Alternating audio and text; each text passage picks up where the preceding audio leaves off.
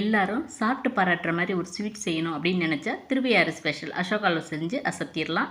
அதுக்கு ஒரு கடாயில் அரை கப் பாசிப்பருப்பை வந்து மிதமான தீயில் நல்லா வாசம் வர வரைக்கும் வறுத்து எடுத்துக்கோங்க.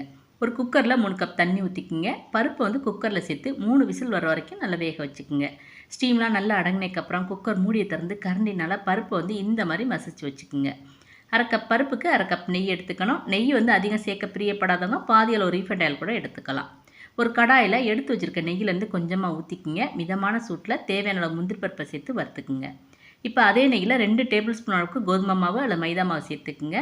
மிதமான சூட்டில் கைவிடாமல் நல்லா கிளறிட்டே இருக்கணும். மாவு வந்து இந்த மாதிரி கலர் மாதிரி வரும்போது மசிச்சு வச்சுருக்க அந்த பாசிப்பருப்பையும் சேர்த்து குறைஞ்சது 2 நிமிஷம் மிதமான தீயில் நல்லா கலந்து விட்டுக்குங்க.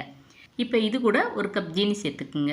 ஜீனி சேர்த்ததுனால கொஞ்சமாக இலக ஆரம்பிக்கும். கொஞ்ச நேரத்தில் இந்த மாதிரி கெட்டிப்பட ஆரம்பிக்கும் போது நம்ம எடுத்து வச்சுருக்க அந்த நெய்யை வந்து கொஞ்சம் கொஞ்சமாக ஊற்றி நல்லா கலந்து விட்டுட்டே இருக்கணும்.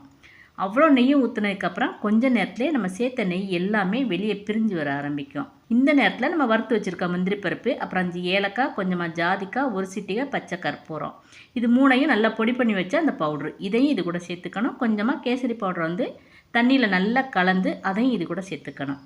அல்வா வந்து பாத்திரத்தில் ஒட்டாமல் நல்லா சுருண்டு வர ஆரம்பிக்கும். நம்ம சேர்த்த எல்லா நெய்யுமே சேர்ந்து வெளியே பிரிஞ்சு வர ஆரம்பிக்கும். இந்த டைம் அடுப்பு ஆஃப் பண்ணிட்டீங்கன்னா அட்டகாசமான டேஸ்ட்டில் அசோக் அல்வா ரெடி.